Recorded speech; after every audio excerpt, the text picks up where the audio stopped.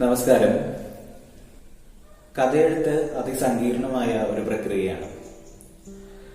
വല്ലപ്പോഴും ഒരിക്കൽ തീർത്ഥം പോലെ കൈക്കുമ്പിളിൽ വീണ് കിട്ടുന്ന ഒരു കഥ, അതാണ് ഞാൻ എന്നാണ് അഷിത പറയാറുള്ളത്. എന്നെ സംബന്ധിച്ചിടത്തോളം എഴുത്ത് കുറെ കൂടി നിശബ്ദത അർഹിക്കുന്ന ഒരു തപസ് പോലെയാണ്. അത്തരത്തിൽ ദിവസങ്ങളും മണിക്കൂറുകളും മാസങ്ങളും ഒക്കെ നീണ്ടുനിന്ന തപസ്സുകൾക്കൊടുവിൽ തീർത്ഥം പോലെ എന്റെ കൈക്കുമ്പിളിൽ വീണ് കിട്ടിയ കുറച്ച് കഥകൾ, അതിൽ നിന്ന് ഏറ്റവും പ്രിയപ്പെട്ട 9 കഥകളുടെ സമാഹാരം ഒടുവിലത്തെ കിടപ്പുമുറി മഴത്തുള്ളി പബ്ലിക്കേഷനിലൂടെ പുറത്തു വരികയാണ്. സ്വാഭാവികമായിട്ടും ഇവിടെ ഒരു ചോദ്യമുണ്ട്: ഒരു കഥ എങ്ങനെയാണ് ഉണ്ടാകുന്നത്? ഒരു കഥയും അങ്ങനെ വെറുതെ ഉണ്ടാകുന്നതല്ല. കാഴ്ചയുടെ ഈ ഇരുണ്ട തലങ്ങൾക്കും അപ്പുറം ജീവിതത്തിന്റെ ചില സത്യങ്ങളുണ്ട്. ആ സത്യങ്ങളിലേക്കുള്ള അന്വേഷണങ്ങളാണ് എന്നെ കഥയെഴുത്തിന്റെ വക്രതലങ്ങളിലേക്ക് എത്തിക്കാറുള്ളത്. ഒന്നാലോചിച്ചാൽ, വ്യക്തികേന്ദ്രീകൃതമായ ആശയങ്ങളിൽ നിന്നാണ് സമൂഹം രൂപപ്പെടുന്നത്. അപ്പോൾ തീർച്ചയായും സർഗാത്മകത പ്രതിഫലിപ്പിക്കേണ്ടത് ഓരോ വ്യക്തിയുടെയും സൂക്ഷ്മാംശങ്ങളെയാണ്. അത്തരത്തിൽ വ്യക്തികളിൽ നിന്ന് സമൂഹത്തിലേക്ക് വിരൽ ചൂണ്ടുന്ന 9 കഥകളാണ് ഇവിടെ. തിരിഞ്ഞു നോക്കുമ്പോൾ തികച്ചും യാദൃശ്ചികമെന്നാണ് എനിക്ക് തോന്നുന്നത്. എന്റെ ഈ കഥകളിലെ ഭൂരിപക്ഷം കഥകളും സ്ത്രീപക്ഷത്താണ്.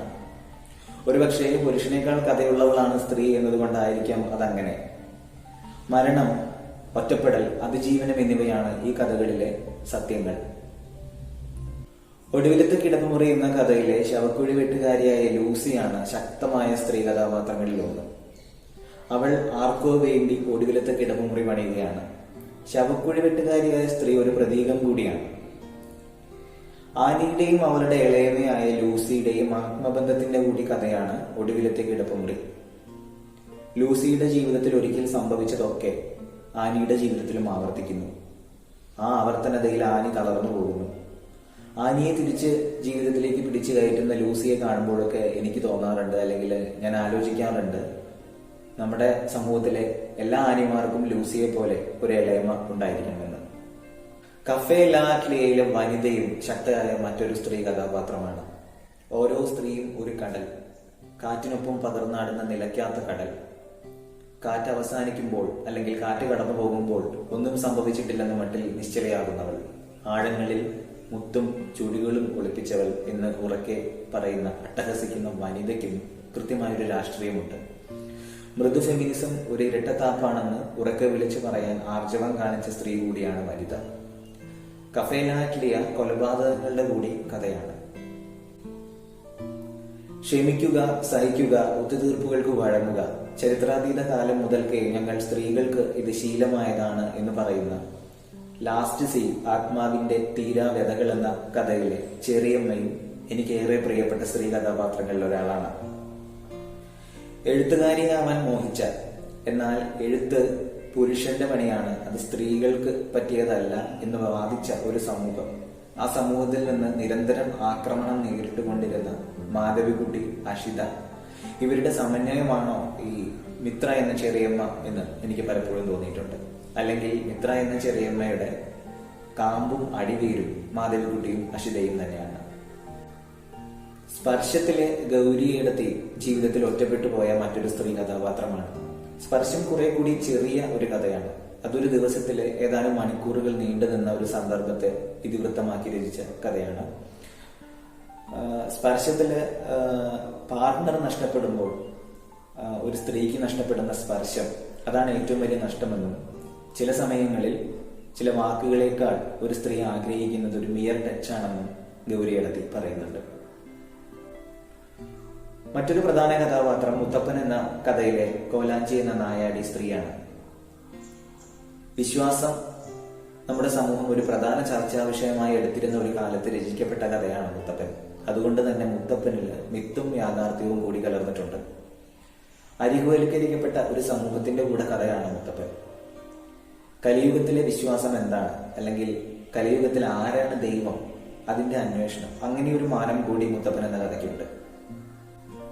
2018-ലും 2019-ലും പ്രളയത്തിന് മുമ്പിൽ വിറങ്ങലിച്ചു നിന്ന കേരളത്തെ നമ്മൾ കണ്ടു. നമ്മുടെ തന്നെ വിവേകരഹിതമായ ഇടപെടലുകൾക്ക് പ്രകൃതി നൽകിയ തിരിച്ചടിയായിരുന്നു തുടർച്ചയായി ഉണ്ടായിരുന്ന പ്രകൃതിക്ഷോഭങ്ങൾ. അത്തരത്തിൽ ഒരു മഹാപ്രളയത്തിന്റെ പശ്ചാത്തലത്തിൽ വീടും തനിക്ക് ഏറെ പ്രിയപ്പെട്ട വലിയച്ചാച്ചനും നഷ്ടപ്പെട്ട ആമ്പലിന്റെ കഥയാണ് ആദിയിലേക്ക്. ആമ്പലിന്റെ കഥ ആദിയിലേക്ക് അത് അവസാനിപ്പിക്കുന്നത് ഒരു പ്രതീക്ഷയോട് കൂടിയാണ്, ഒരു തിരിച്ചുപോക്കിലേക്കാണ്. ആദിയിലേക്കുള്ള, പൂർവ്വകാലത്തിലേക്കുള്ള ഒരു തിരിച്ചുപോക്ക്.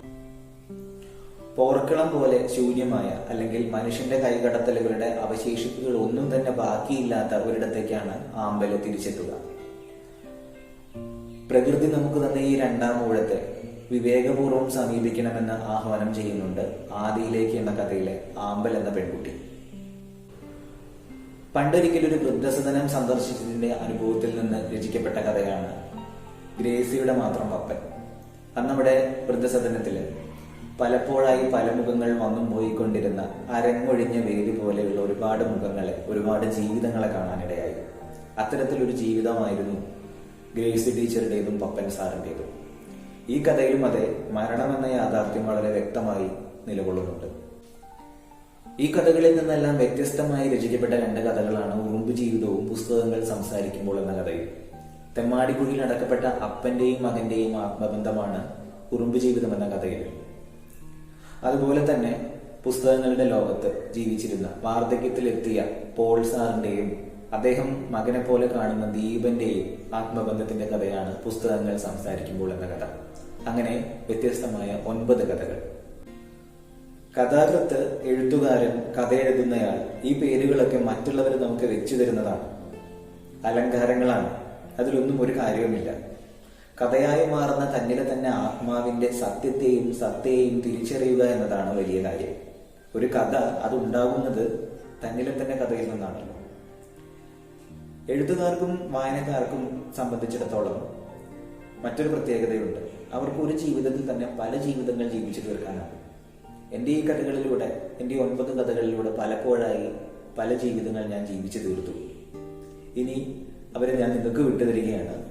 നിങ്ങൾ വായിക്കുക, ജീവിക്കുക. സ്നേഹപൂർവ്വം, ശ്യാം. നന്ദി.